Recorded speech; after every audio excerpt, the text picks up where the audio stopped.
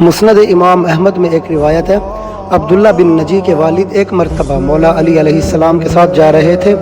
ان کے ذمے مولا علی علیہ السلام کے وضو کی خدمت تھی۔ جب وہ صفین کی طرف جاتے ہوئے نینوا کے قریب پہنچے تو مولا علی علیہ السلام نے پکار کر فرمایا، اے ابا عبداللہ، فرات کے کنارے پر صبر کرنا۔ میں نے پوچھا کہ خیریت ہے؟ فرمایا، میں ایک دن نبی صلی اللہ علیہ وآلہ وسلم کی خدمت میں حاضر ہوا تو آپ صلی اللہ علیہ وآلہ وسلم کی آنکھوں سے آنسوؤں کی بارش ہو رہی تھی۔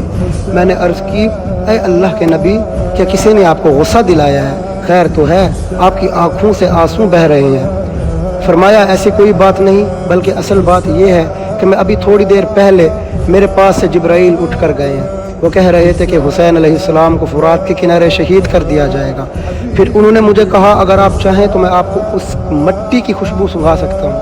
میں نے انہیں اس بات میں جواب دیا تو انہوں نے اپنا ہاتھ بڑھا کر ایک مٹھی بھر کے مٹی اٹھائی اور مجھے دے دی۔